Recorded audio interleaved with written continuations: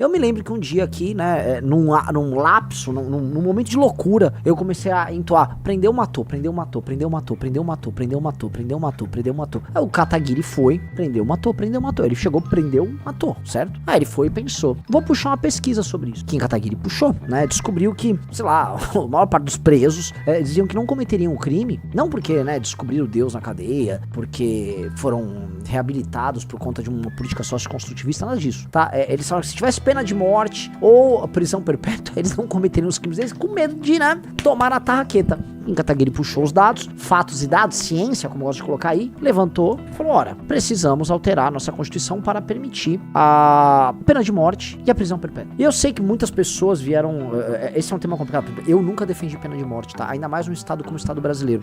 Mas a ideia muda, né? Infelizmente a ideia muda. Porque, meus amigos, tá muito claro aqui que nós estamos em guerra e nós, enfim, já tentamos todas as coisas no campo contrário, do ponto de vista de reabilitações, de saidinhas e outras invenções muito brasileiras, nossas jabuticabas em termos de processo penal, em termos de direito penal. Agora, que tal a gente só fazer o clássico que deu certo? Então, assim, Kim Kataguiri trouxe esse tema e falou assim, precisamos mexer na nossa Constituição, precisamos de um plebiscito para tratar disso. E aqui, quem aqui concorda com o tema? Eu entendo os que argumentam, o Brasil não conseguiria, porque eu pensava assim, eu acho o seguinte, para crimes incontroversos, crimes assim, por exemplo, um homicida, que inclusive, enfim, um homicida pego em flagrante, homicida foi pego em flagrante, não dá nem pra dizer que é réu confere, tá? Foi pego num flagrante. Ué, não tem assim, vamos, meu Deus, isso aqui pode ser... Não, a gente pode descrever o tipo penal, tá? Que pode ser alvo de uma punição com caráter de pena de morte, né? Uma punição capital.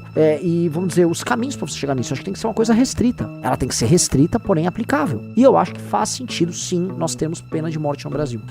Alguns têm medo, então tudo bem. Vamos tentar federalizar algumas penas. Alguns estados vão ter pena de morte. Tenho certeza que Santa Catarina, na hora, iria instituir a pena de morte lá, mas na hora. Tenho certeza que, sei lá, um estado do centro-oeste instituiria. E aí vocês vão ver o efeito disso, né? Assim, latrocidas, criminosos de ordem sexual, iam começar a pular de medo. Essa é a real. Pular de medo. E aí, cara, vamos estipular, olha só, um crime incontroverso, ou alguns flagrantes muito óbvios. Pô, beleza. O cara, sabe, o cara matou uma pessoa, foi pego logo em seguida pela polícia ali. Tudo bem, não tem muita dúvida, né? Não é uma grande investigação, você não vai fazer um longo filme de Hollywood contando os danos disso. Não, assim, é um crime incontroverso, você já sabe o cara cometeu e tal. Beleza, esse caso cabe pena de morte. Gente do céu, o risco pra um bandido tentar cometer um assalto armado, que pode, nem por vontade, às vezes não é assim, ele não estava objetivando cometer um latrocínio, mas um assalto armado acaba levando o latrocínio. O medo dele cometer um assalto e se ferrar é gigantesco. Vagabundo, galera, vagabundo quer vida mansa. Vagabundo faz cálculo. Qual é a minha recompensa com assalto alta? Como o risco baixo, que é o caso de hoje, ele vai cometer o crime. E aí ele bota a vida dos outros em risco. Eu acho muito engraçado que hoje o que a gente tem é o seguinte, o poder discricionário de agentes do crime em cometer ou não o assassinato de pessoas inocentes, e a gente preocupado, na real, se o Estado pode cometer uma injustiça com algumas pessoas. E naturalmente o Estado pode, e a gente tem que estar preocupado. Não vou negar, eu não vou me bestializar aqui. Mas dito isso, crimes incontroversos, sim, pode caber pena de morte, sim. E assim, o cara cometeu um latrocínio, foi pego, vamos matar ele. Gente, vamos matar ele. Olha como eu tô falando que tranquilidade. Vamos eliminá-lo de maneira indolor, uma injeção letal, tal. Embala o corpinho, guarda o corpinho, bota lá naquela câmara resfriadora, tal, e enterra o bandido, entendeu? E adeus, bandido. Foi uma pena a passagem dele pela terra, mas é o seguinte, cometeu um latrocínio, crime incontroverso ali, né? Já era. Adeus, vambora. E vamos que vamos. E é isso. Prisão perpétua é a mesma coisa. Nós temos que construir, e essa é a real, nós temos que construir instrumentos penais de modo a fazer com que o bandido nem sequer tenha vontade de cometer o crime. O bandido tem que pensar 10 vezes antes de tentar cometer o crime. Porque a gente pensa muito assim no aparato repressor que tem que funcionar, policiais na rua, câmeras, tudo isso, tem que ter todo esse aparato. Aí tem que ter o aparato das leis penais, as leis de processo penal, tá? Com boas leis penais e boas leis de processo penal, só de você tê-las e de você ter um judiciário mais ou menos eficiente, você impede a consecução do assalto. Ou seja, a eficácia do Estado em punir faz com que menos crimes sejam cometidos. Logo, o próprio Estado é usado menos, a polícia é usada menos. E aí você não precisa ter tantos policiais, entendeu? Porque hoje o que nós precisamos, hoje o que vem funcionando, inclusive em termos de política de segurança pública nos estados ao redor do Brasil, é o que foi criado aqui em São Paulo, que é você criar os enxameamentos ali de policiais. Então, você pega regiões onde você tem mancha com crime, você deixa muitas viaturas rodando, muitas motos rodando. Então, tão logo o crime aconteça ali, você consegue cercar o cara nas regiões. E isso depois com uma política de câmera, você realmente começa a trabalhar legal. Que é o que funcionou nos estados que diminuíram demais o número de homicídios. Temos meio que uma forma, mas essa forma é custosa. Então, que tal nós melhorarmos isso com boas leis de processo penal, boas leis penais, aí você vai fazer com que o bandido não tenha um incentivo. Ora, me parece ok. Ora, vamos lá, né? Eu não sei como é que funciona essa questão da pena de morte na China, mas eu sei que a China tem, para alguns casos. Os Estados Unidos tem, diversos estados. Eu vou puxar vários países que tem, tá? E punições duras e capacidade de punir diminuem a vontade no cometimento do crime. O lance todo não se preocupem tanto assim com o ato do cometimento do crime. Esse realmente tem que ser, tem que haver polícia e tal. Pense nos assaltos e nos assassinatos que foram evitados porque o bandido sequer entrou para o crime. Nós temos que criar meios para evitar que o cara sequer pense em cometer o crime. A grande vitória de uma boa legislação e do bom papel repressivo do Estado é esse: vigiar, punir, mas se pego, preso, e se preso, dependendo do caso, morto. Se pego, preso, se preso, preso por muito tempo. E é isso. Olha lá, pena de morte no mundo. Como vocês podem reparar, né, temos a presença da pena de morte em inúmeras regiões desenvolvidas e subdesenvolvidas do mundo. Então você vai pegar a Índia. A Índia é um país muito mais populoso, muito mais pobre, muito mais desigual que o Brasil. Os números de assassinato na Índia são, acho que em termos absolutos são menores que o do Brasil, mas em termos relativos são incrivelmente maiores do que o Brasil. Por coincidência, a Índia tem pena de morte. Não é a pena de morte que garante isso, mas também é o que ajuda a garantir, tá? Não é que ela garante, mas ela tem algum papel. Estados Unidos tem, você vai pegar parte do mundo árabe tem, China tem, Japão tem. Então a gente tá falando aqui de países altamente civilizados, países ricos, eles o têm, tá? Não tô aqui falando a real, tá? Uma parte do sudeste asiático, parte ali daquele mundo ali, daquelas ilhas ali acima da Austrália também. E eu acho que nós podemos olhar, né, de uma maneira especial para isso como medida, sim. Eu acho que nós precisamos tratar desses assuntos sem chororô, sem, como é que eu posso colocar, sem aquele mimimi e sem aquele chapeuzinho do estudante de direito. Nós que fomos estudantes de direito aqui no Brasil, nós pegamos uma determinada tradição humanista que nos transformou em idiotas e nós perdemos o senso da realidade. O estudante de direito no Brasil é treinado para ser um idiota. E como nós somos uma nação de bacharéus, e é verdade, o Brasil é um país de bacharel. Todo mundo quer ser bacharel em direito. O Brasil forma mais advogados do que o mundo todo. O Brasil é o lugar que mais forma advogado. Então ficamos formando advogados e os advogados são treinados para defender estupidez. E aí nós temos uma cultura, um país em que os advogados mandam tanto. Gente, os advogados mandam tanto que a OAB, que é a Ordem dos Advogados, participou ativamente da Constituição. Se não me engano, a OAB até aparece na Constituição do Brasil. Porra, um órgão classista de um setor, ele aparece ali, né? A OAB tem um poder colossal, porque a cultura bacharelesca, que é uma coisa complicada, que é aquela cultura do meio jurídico, ela, né, num país de baixa confiança, num país em que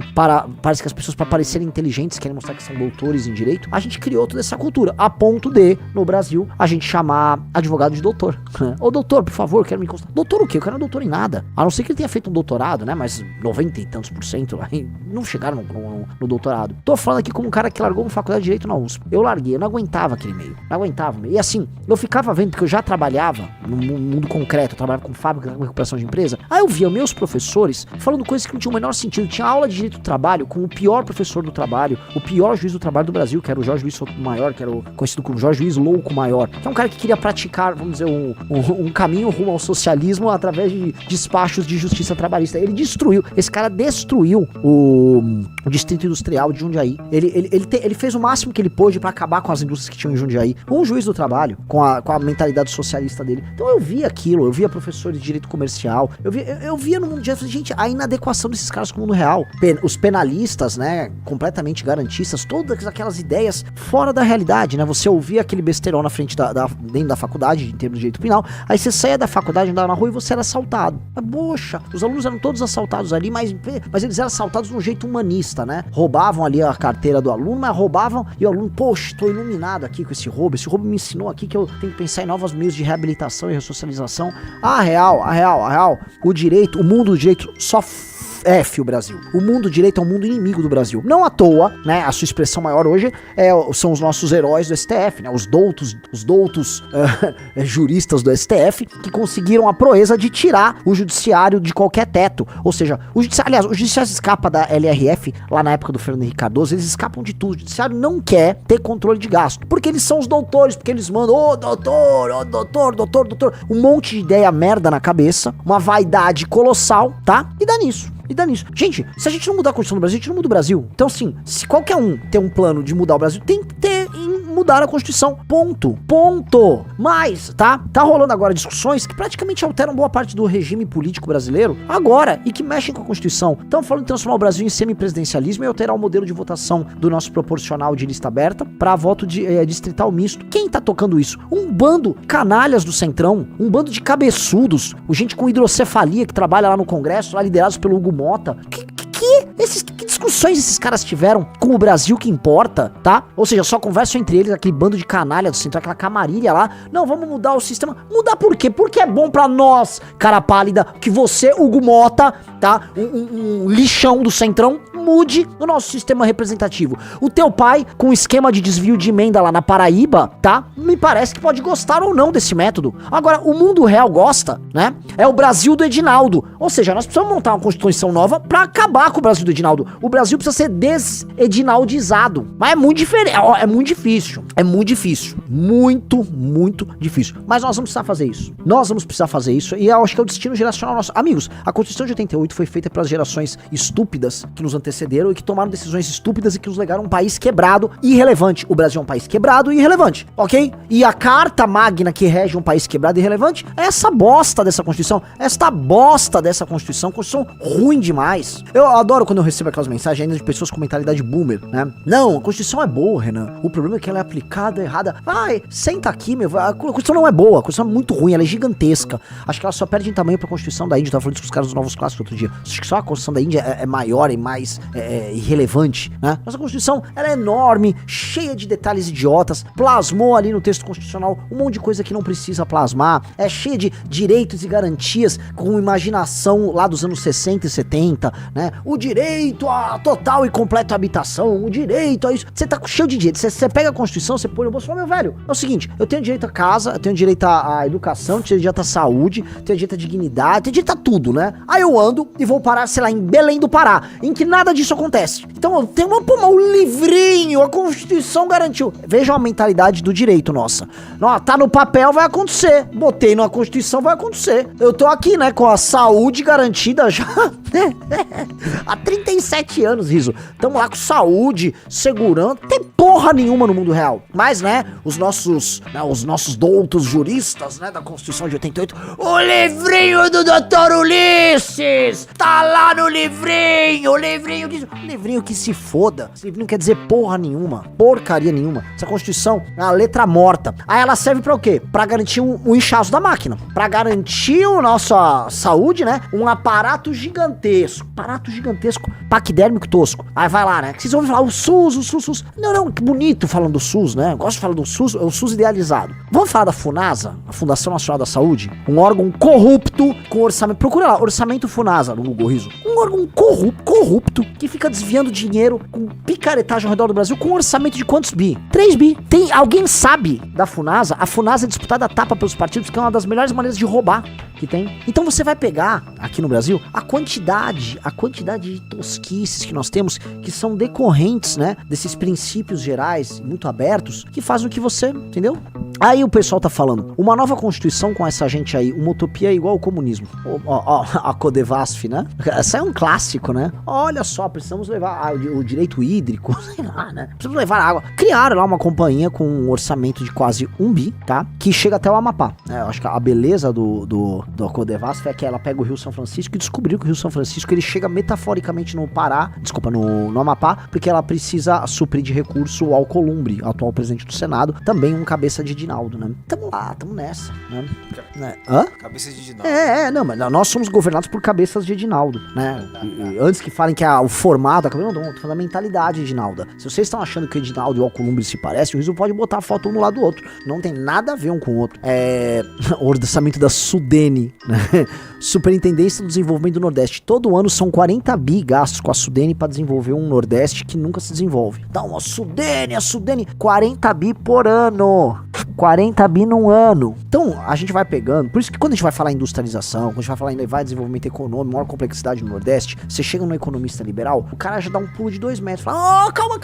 Porque todo mundo imagina Sudene. Por quê? Porque realmente, assim, é 40 bi por ano em Sudene. 40 bi por ano em Sudene. Não era mais fácil, então, fazer um puta corte de impostos na região Nordeste de 40 bi? Não. Tem que ter o Sudene, porque algum cabeça de Edinaldo vai ter que administrar aquela merda lá e vai roubar. Não tem infraestrutura nenhuma no Nordeste. Nada. É um deserto em termos de infraestrutura. Mas 40 bi. Toma ele aí, ó. 2024, 40 bi.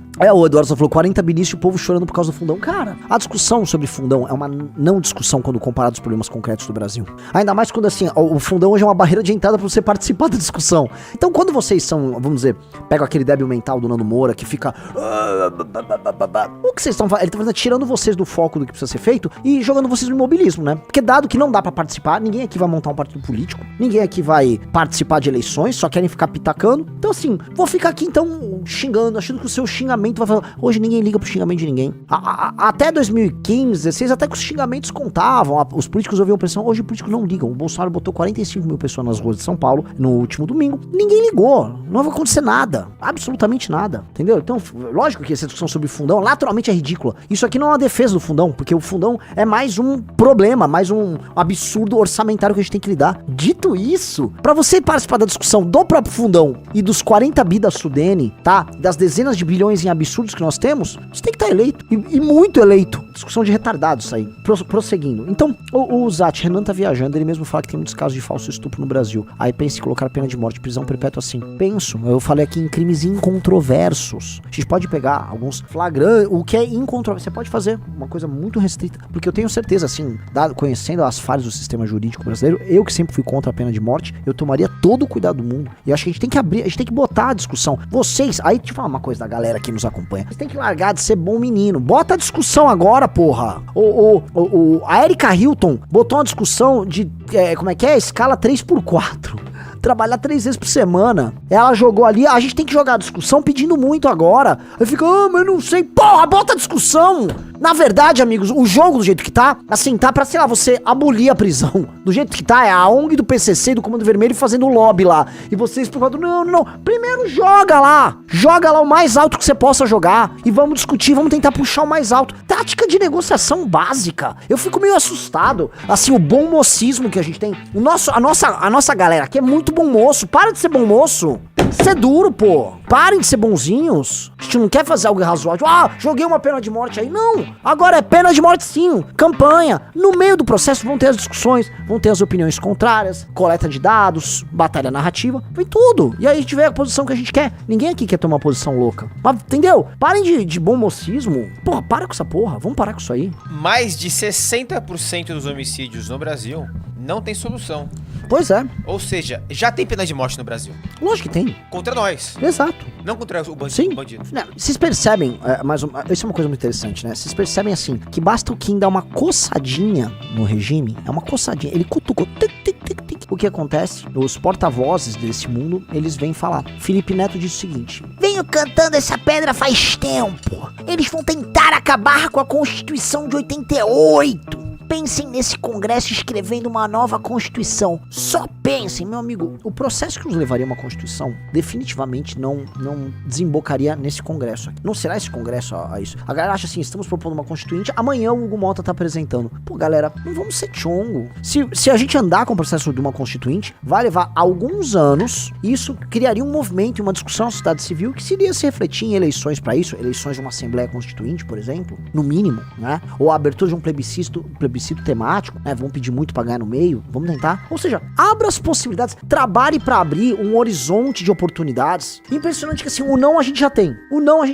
O que me irrita é que esse argumento que o Felipe Neto usou, muitas pessoas aqui, nossas, usam. Então tem dia, vão ficar no imobilismo. Porque, assim, os dados são muito claros. Onde nós formos em termos políticos, nós estaremos cercados por canalhas do Centrão. Onde nós somos. E eles já deliberaram a Constituição de 88, ela já foi feita por eles. Ora, se ela já foi feita por eles, não pensem que ela vai piorar ou melhorar agora com eles. deles, tá? No mínimo ela vai ficar parecida, tá? Porque foram as mesmas pessoas, é a mesma mentalidade, eles já emendam ela constantemente.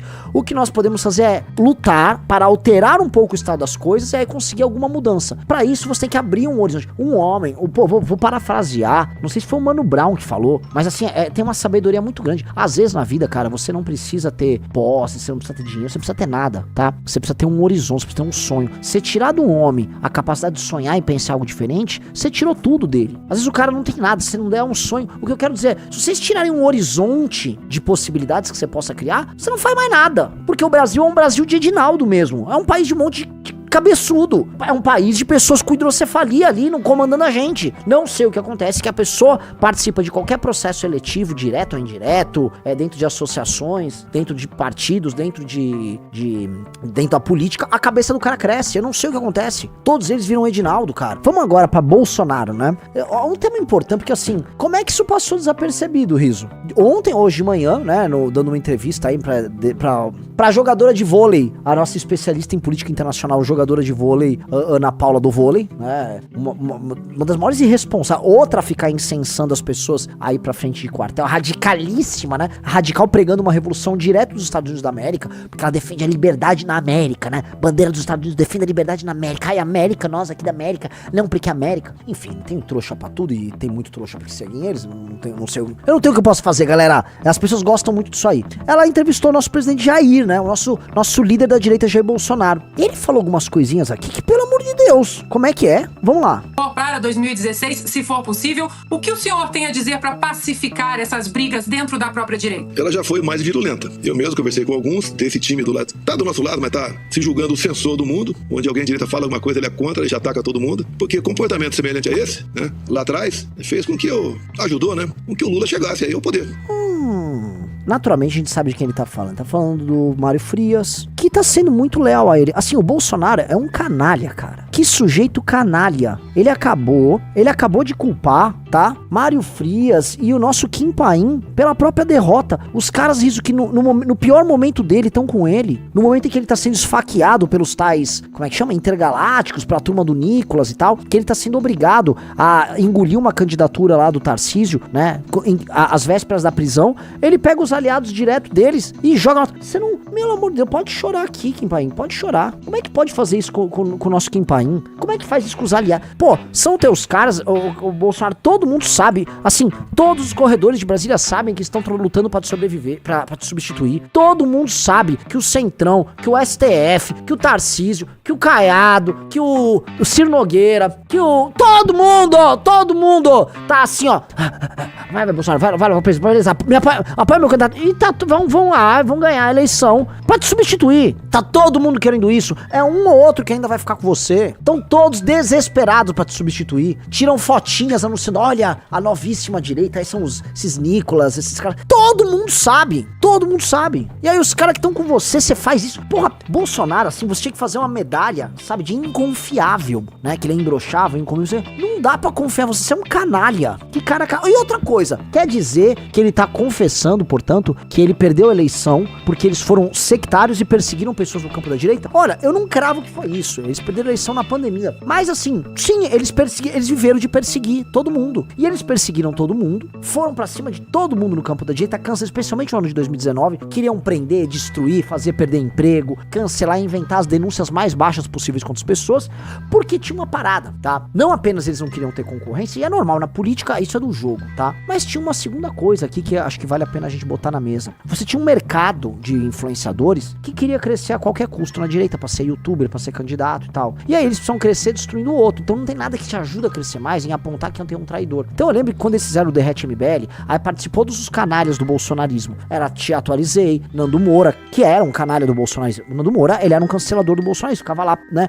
Esse aqui não é bolsonarista. Se juntaram pra atacar o MBL porque eles queriam pegar um público que não seguia, né? Então vamos pegar esse público pra mim, traidores.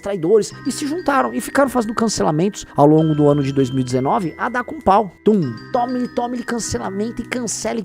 cancelaram todo mundo que eles podiam cancelar, né? Porque tinha um mercado, tinha uma lógica de ganho de seguidores. É uma economia de atenção, você tem uma quantidade de atenção que você pode despender nisso aqui ao longo do dia limitada, né? E aí, né, você tem que ouvir a Paula Marisa, você tem que ouvir a Atualizei, você tem que ouvir o, sei lá, o Caminhoneiro Patriota, todos esses caras, você não pode ouvir o MBL, você não pode ouvir outro, né? O antagonista, o Danilo Gentili. Então mata ele, destrói, tá? E aí eles criaram essa economia, criaram uma hiperconcorrência dentro do campo deles. Só que assim, naturalmente isso é uma corrida, né, de pessoas disputando e matando todo mundo ao redor. Eles vão matar entre si. Gente, se a lógica desse sistema é esta, eles vão se matar entre si. E o que está acontecendo agora? Exatamente isso. Isso já teve reflexos em 2026. Desculpa, em 2022. Em 2022 eles concorreram rachados. O campo antipetista não estava unido. E agora está se unindo de uma maneira nova. No interesse corporativista do Centrão, numa sucessão ao Bolsonaro. Que é uma sucessão de acomodação em que o Centrão, como massa amorfa grande, é uma massa amorfa grande, ele vai ser recoberto com cores patriotas. Você vai botar um embrulho verde e amarelo no Centrão. O Centrão, eu sou patriota, mas nem tanto. Eu sou meio evangélico, eu sou meio cristão, sou meio de direita. É o Centrão, que vai todo mundo se abraçar, você vai ter uma hipercoligação, essa hipercoligação vai se juntar ao redor do candidato do Centrão, que será o Tarcísio. Eles vão ter um endosso do Bolsonaro, que no fundo o Bolsonaro sempre foi um lacaio do Centrão, é isso que esse cara foi, esse cara é um bosta. E eles vão fazer um governo meio mussarela meio calabresa, igual todo governo não petista, que é um governo meio mussarela meio calabresa, Temer, Bolsonaro e tal. É isso, entendeu? É uma guerra que tá pintando. E o jogo pra 2026, ele tá no mínimo complicado. Ele tá no mínimo complicado porque ele, naturalmente todo mundo quer o Tarcísio. Quando eu chamo todo mundo, é todo o sistema político quer o Tarcísio. Se a eleição fosse uma eleição indireta, agora o Tarcísio ganhava com 80%. Uma eleição usando os parlamentares e tal, tá? O Centrão todo tá com ele, o bolsonarismo em grande medida também quer, tirando o Bolsonaro, né? Bolsonaro que é ele próprio, claro. Mas o Tarcísio não pode se anunciar candidato, ele não pode se colocar na linha de tiro agora, ao mesmo tempo que se colocar na linha de tiro, tira a autoridade do Bolsonaro. Só que aí ele não faz a pré-campanha. Então, se ele não vai fazer pré-campanha, presta atenção no que eu vou falando, se ele não vai poder fazer a pré-campanha e lançar o nome dele nacionalmente e evitar certos aumentos de rejeição, o que ele vai ter que contar? Que ele não tenha concorrentes. Porque se a partir de amanhã começar um concorrente rodar o Brasil e começar a se firmar como candidatura, e assim, o Caiado tá tentando fazer isso, eu acho que não vai conseguir, mas vai tentar fazer isso. Um Pablo Marçal, um louco, pode começar a fazer, aí o Tarcísio vai ficar muito na mão, então aí ele vai ter que contar com esses partidos do Centrão pra comprarem um eventual partido que um concorrente esteja, para que o partido não lance candidatos, para que eles inviabilizem, por exemplo, alianças regionais, caso o cara saia pra um partido grande, e isso é natural, tá? Entenda que isso aconteceria. Então, pra ele ser candidato, ele precisa que o Bolsonaro outorgue, não fique com ciúmes dele, que os partidos do Centrão se fechem ao redor dele, que ele não tenha um aumento de rejeição grande no governo do estado de São Paulo, e que eles eliminem qualquer candidatura concorrente. Portanto, esse é um projeto naturalmente, vamos dizer, meio hegemonista, oriundo do Centrão. Pra você ter todo esse bloco do Centrão. E aqui, eu não tô aqui fazendo nem como crítica, eu não tô querendo mostrar, o Renan é o cara mais idealista do mundo, ainda que eu seja muito idealista. Eu só tô falando pra vocês que não imaginem que, assim, um projeto de poder arquitetado por Ciro Nogueira, Marcos Pereira, Rueda, vai ser um projeto que vai mudar alguma coisa aqui, galera. Esta é uma galera, tá, que governa o Brasil, né, e assim, vocês deem uma nota nos comentários de 0 a 10, como está a governança do Brasil. Não tô falando só do governo federal, tô falando de tudo, tá? De tudo. Estados, municípios, estatais, judiciário. Dê uma nota. Vocês vão ver a nota e vocês vão falar, pô, é verdade, tá? É complicado. O Tarcísio já tem um alvo na testa. Todo mundo sabe que o Tarcísio é o candidato. Agora o Tarcísio e o Centrão vão construir as coisas até pra pacificar com o próprio PT. Eles vão tentar fazer o que antigamente o PSDB gostaria de fazer, que era suceder o PT na maciota. E o PSDB nunca conseguiu fazer. Então essa vai ser uma eleição muito mais tucana do que bolsonarista. O antipetismo vai ter ares de conciliação. E essa fórmula foi testada. Até a fórmula que o Tarcísio testou junto com o prefeito de São Paulo atual, o Nunes, foi essa. Pegou um cara que veio de um governo muito ruim. Esse cara ele lança pra reeleição, bota o endosso dele, bota a máquina lá e... Pena que pintou o Marçal. O que esses caras aprenderam? Olha, o Marçal cometeu um grande erro às vésperas da eleição. Se o Marçal não cometesse aquele gigantesco erro que ele cometeu, o Marçal iria pro segundo turno contra o Boulos, tá? Então, eles têm que ter um candidato que tenha essa coalizão de centro, que seja capaz de colocar no segundo turno, sem um nome maluco que pinte. Então, eles vão, em bom português, comprar e fechar todas as opções que tenham. Eles precisam dizer assim, olha, se eu for presidente... Imagina a gente pegar um candidato e falar, se eu for presidente da República, eu vou decretar guerra ao crime organizado, e a partir do primeiro mês de janeiro, então logo tem aquela posse, tá? Eu, presidente da República, vou pegar minha família, vou colocar ela fora do Brasil, ou, né, vou blindar todo mundo, vou declarar guerra ao crime organizado, guerra física, e eu vou pros finalmente, vamos ter que, matar ou morrer. O presidente da República tem que participar, tem que estar, se não presente fisicamente na operação, isso não, né? Mas assim, ele tem que estar num QG na cidade, igual o Winston Churchill ficava em Londres, quando Londres era bombardeada pelos nazistas, e ele ia visitar os locais que eram bombardeados pelos nazistas horas depois do bombardeio pra mostrar, o primeiro-ministro tá aqui, eu tô vivendo esse drama com vocês, eu vou virar o jogo com vocês. O presidente da República tem que fazer isso. Ele tem que ir lá participar da destruição do crime organizado. O presidente da República tem que fazer uma limpa na corrupção do Brasil, uma limpa feia, grotesca. Vamos parar com essa putaria aí. E uma limpa no alto funcionalismo, que é uma coisa que o Musk mostrou o caminho. O Dodge, que é o que tá rolando lá nos Estados Unidos, tá apontando o caminho aí. Os caras estão com uma meta, se eu não me engano, Riso, de corte de, acho que é 4 bi de dólar por dia ou semana. Vejam aí, dê um Google. Mas assim, dizem que o estimado é 4, eu não lembro se é semana ou dia, mas é 4 bi de corte. É bizarro o nível do corte orçamentário que tá sendo feito pelo Dodge. Então tem que ter uma política muito similar dessa. Uma política de enxugamento da máquina pública, corte de gastos, pra você reduzir o peso do Estado, pra você poder reduzir juros, reduzir impostos, de maneira muito insana, tal qual o Milley. É uma mistura de Milley, Bukele, um pouquinho de Trump. É uma mistura dessas coisas. O Musk tá falando em 1 trilhão em economias graças ao Dodge. É isso, alguém tem que falar isso. E alguém vai ter que falar, vai ter que ser feito. E se o judiciário se opor? Se o judiciário se opor que um presidente faça isso de maneira constitucional, o judiciário tá indo contra a Constituição. E aí, o presidente da República vai ter que peitar o judiciário. Vai ter que peitar. Agora, não pensem que esses caras do Centrão vão fazer isso. São todos ladrões. E assim, eles são parte do problema. Os caras do Centrão, meus amigos, eles fazem negócio com o narcotráfico, caralho. Os caras do Centrão fazem negócio com o narcotráfico. Todo mundo sabe que uma das grandes facções não é tão virulenta e tão violenta, e ela faz negócios com o Centrão em todos os estados que eles estão presentes. Todo mundo sabe disso. Todo mundo sabe. Por que não eliminou? Por que a facção tá lá ainda? Não, porque eu vou... Se sempre vão fazer, mas nunca fazem. Por que não eliminou a facção? As facções estão aumentando de tamanho, estão aumentando a força delas. Por quê? Todo mundo brabão, né? Gosta de arma, eles todos gostam de arma, né? Pega aquela arma e enfia no cu, porque é só um objeto fálico, objeto de desejo, mas no uso prático não tem. Então assim, vai ter que ter um candidato lá falando essas coisas, sim, falando de maneira clara. E é uma agenda que vai ser considerada radical, mas não é radical, ela é radicalmente realista. Só que o realismo e a verdade doem e são absurdos porque a gente foi anestesiado, a gente foi acostumado a acreditar na imbecilidade.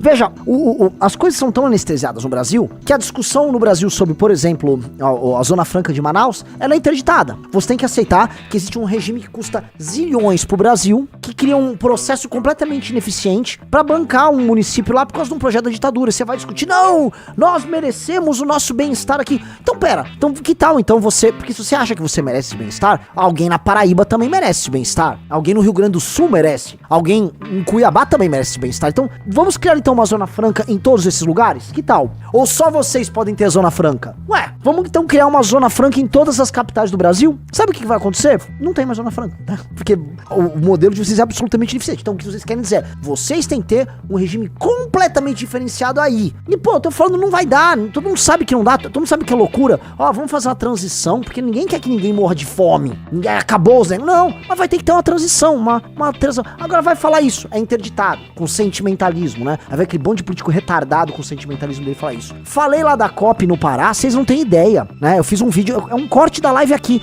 Eu tô mais famoso que a Joelma lá no Pará. É um monte de gente. Sites e jornais ligados ao barbalho estão me cancelando, né? Não, é um absurdo que esse cara tá falando. Sabe o que aconteceu? Eu falei que Belém do Pará é um favelão, que estão pegando dinheiro inútil pra fazer uma demonstração pública de virtude por parte desse governo de bosta do Lula e pro governo de bosta do barbalho lá no Pará, e que ninguém tá cuidando do que importa no Pará. Aí as pessoas de Belém estão concordando comigo. Só que os políticos, a imprensa e os empresários estão fazendo negócio lá, esses caras são sentimentalistas, ficam vendendo.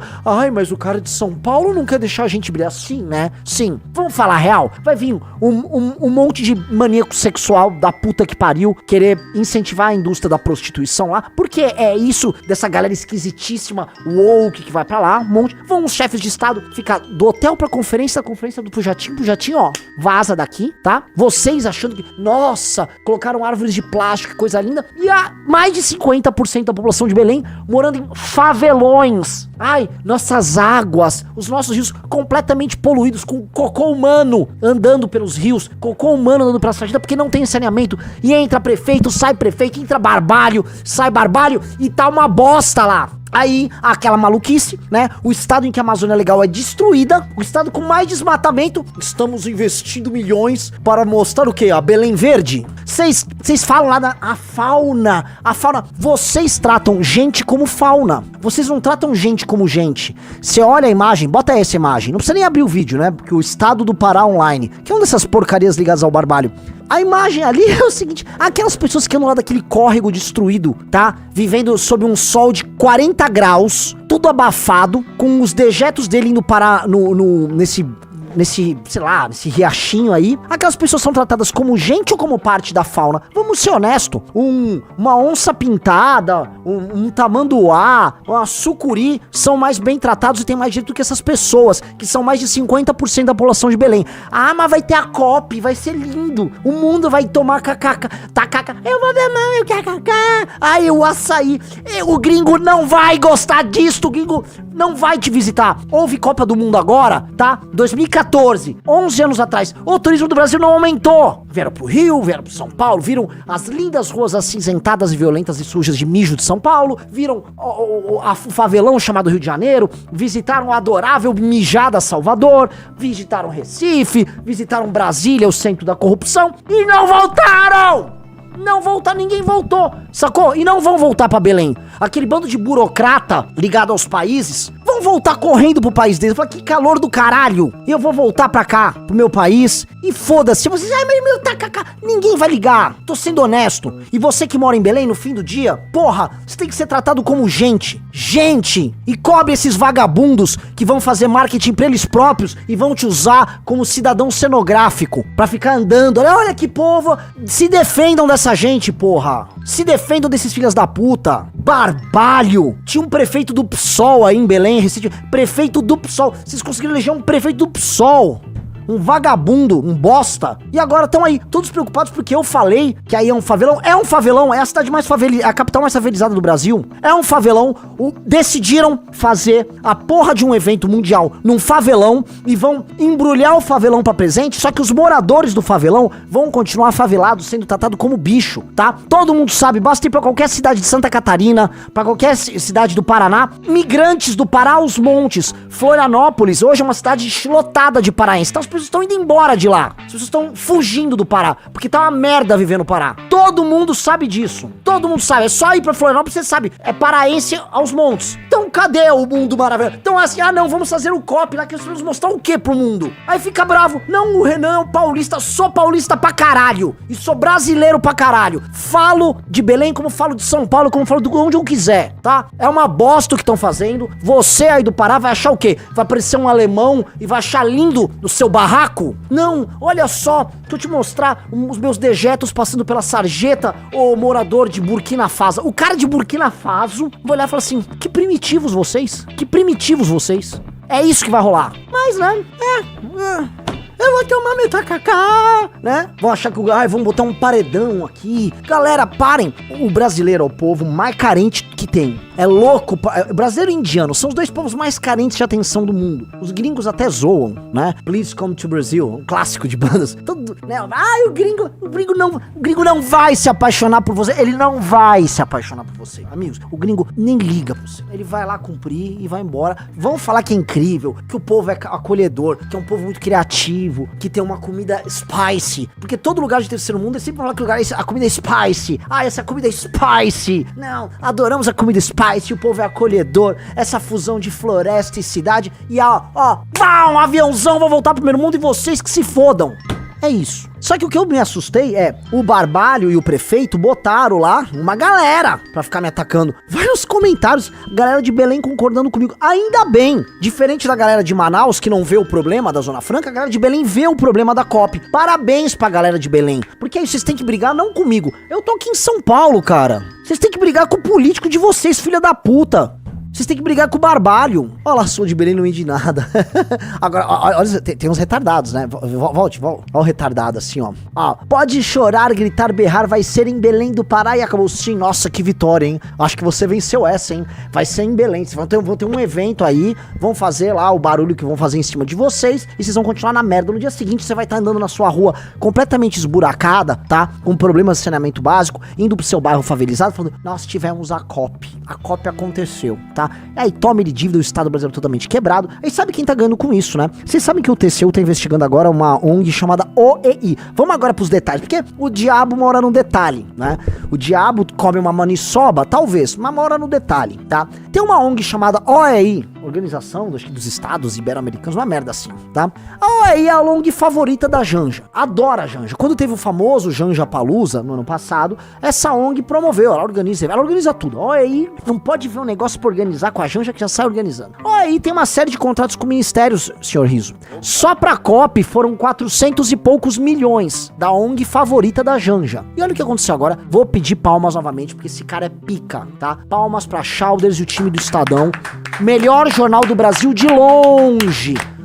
Melhor jornal do Brasil de longe. De longe. O Estado de São Paulo, assim, fiscaliza e fiscaliza. Pega a ONG, ó, aí, tá? Recentemente o Lula meteu 2 decretos, tá? Os caras já estão administrando coisa na casa dos 700 milhões. Uma porra de uma ONG aí, X, com ligações estranhíssimas com a Janja. Olha lá a falta da Janja com o cara aí da ONG. Olha lá. O homem, é sempre esse sistema. É mulher trans, é a mulher negra, é a mulher do tacacá. É isso. Vai se fuder. Aí fica aí a galera, não, olha só, vai ter COP no Pará, assim, enquanto isso a Janja, é isso aí, ó, vai lá, pula aí, come o tacacá, ô ONG, vem aqui, olha aí, ó, 21 contratos no governo Lula, 19 depois do decreto do Lula, que facilitou e aumentou a taxa de administração dessa OEI de 5 pra 10%, duplicou, ó que beleza, um monte de contrato, aí o cara, eu vou tomar meu tacacá, e aí a ONG amiga da Janja faturando, aí vai dar bilhão, ai não, mas vou defender aqui, né, vai defender o quê?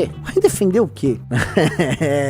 E é com todos os ministérios ali, né? É grana da compadre, tá a galera achando, não, é o meio ambiente, né? O meio ambiente? Que papo é esse? Mas não dá pra não ficar maluco, não dá pra coringar, não dá pra não coringar. E é muito louco, né? Porque assim, o Brasil nessa COP vai trazer, sabe quem pra cá? Um monte de inimigo da agricultura brasileira. O Brasil vive de exportação do agro. O Brasil vive de exportação da agricultura. Quem paga as contas é o agro organizado, vamos ser honesto. Quem bota dólar pra dentro, e assim, você come dólar e você se locomove com o dólar. Você tem divisa, dólar entra pra cá, o combustível que no fundo é petróleo, que no fundo é divisa internacional, é dólar, depende disso, comida depende disso, comida é commodity internacional, depende disso, todas as coisas. Então assim, você come dólar, entendeu? O agro joga dólar aqui pra dentro, então precisa do agro. Aí os caras vão pegar uma cidade favelizada, a vida vai continuar a mesma merda lá, vão fazer um evento com os inimigos da agricultura brasileira, então os inimigos da agricultura vão vir pra cá e vão tomar o tacacá, e vai tomar tacacá pra caralho,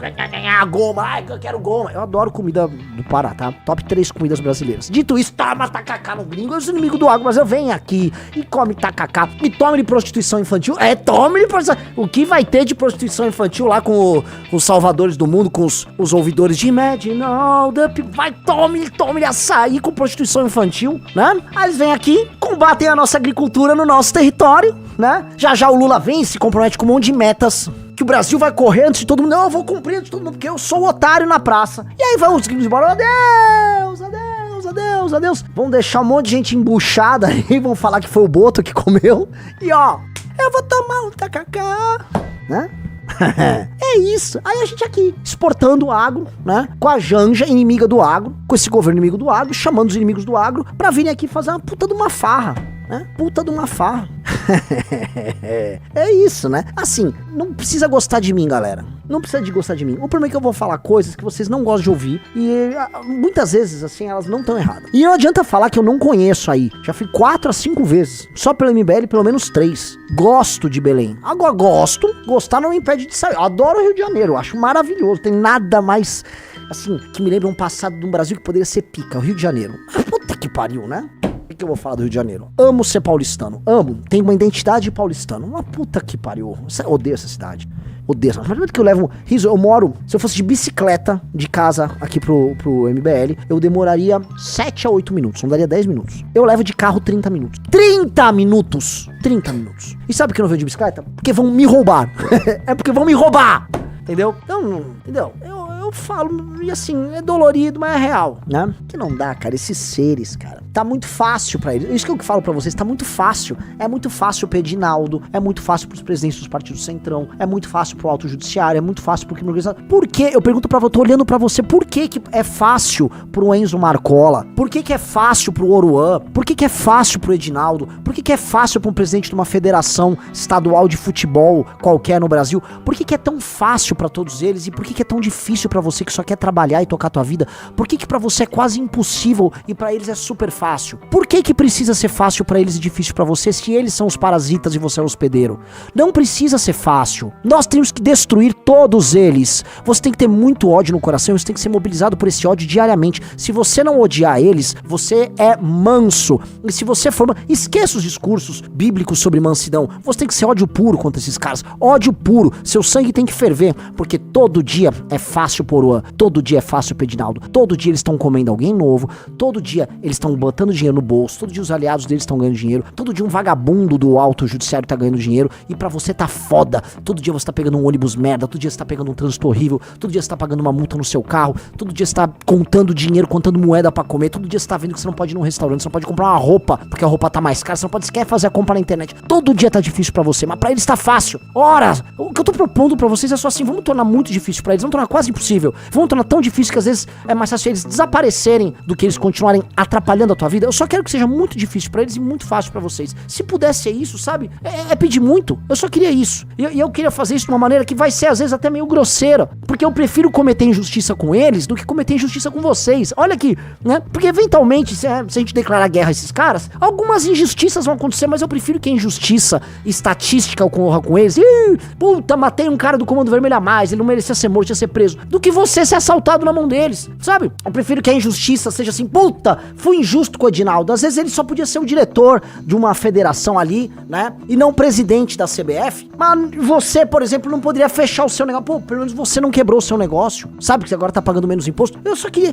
Tem como a gente fazer isso? Tem como só a gente entender, assim, que nós temos inimigos claros e que nós temos que ser completamente sectários? O que eu tô propondo é, você tem que ser sectário com essas pessoas. Você não pode permitir que a música deles chegue na tua casa. Você não pode permitir fazer piada, que você não pode permitir usar o vocabulário deles. O vocabulário, as coisas, a cultura do seu inimigo tem que ser repudiada. É nós e eles mesmo. E eu tô deixando bem claro quem são eles. Não é nem polarização ideológica, nem citei esquerda aqui. Eu tô falando assim, os inimigos claros do Brasil é o narcotráfico, é grande parte do autofuncionalismo parasitário, são esses políticos parasitas que estão ao redor da gente, tá? Todo o aparato midiático, burocrático ligado a esse universo. Porra, a gente tem que destruir esses caras, vamos falar a verdade. A gente tá há, o quê? 200 anos tentando conviver aí? Não, vamos ver. Não, talvez a família do João Campos tenha algo agregar. Não tem porra nenhuma a agregar. Vão tomar no cu a família do João Campos. Vai se fuder. Faz o seguinte, se vivem falando aí com aquele discurso de esquerda de fazer, como é que é? Justiça histórica, né? Sempre com pautas progressistas. Família do João Campos vai cortar cana. Vai cortar cana. Pega aí, pega 2 gerações de... Vamos cortar cana, ô filho da puta. E leva a Tabata junta pra cortar cana e para de ficar tocando projeto bosta. É isso, cacete. Não, é porque assim... Ô, Riso, é isso, pô. A gente tem que ser claro nas coisas. Ou a gente faz isso, também não vale a pena. Não vale a pena. Eu quero saber de vocês o seguinte: cadê o ódio, cara? Cadê o ódio? Isso aqui é um discurso de ódio. É um discurso de ódio, porque o discurso de amor leva à tolerância. Eu tô tolerando. Não, o Oruan tem um ponto, Riso. O Oruan só ama o pai dele. Vamos falar do amor, né? Não. O Edinaldo tem um ponto. Não. O Lewandowski tem um ponto, né? Não, o Barroso tem um ponto. Então vamos lá. Vamos usar a nossa cordial, né? O nosso coração que não para de bater, né? Né? Vamos nos mesclar numa miscigenação moral, né? Nós misturamos, na verdade, mais do que raças, né? O que não é problema, nós misturamos no fundo o certo com o errado o tempo todo. Então nessa casamento do certo com o errado que nós criamos aqui no Brasil, a gente vai soltando essas coisas confusas, né? Sou contra a corrupção, sabe? Sou contra a corrupção, sou bolsonarista. Pô, cara, para, né? Sou do PT, luto pelo pobre, taxo o pobre. Vai tomar no cu, cara.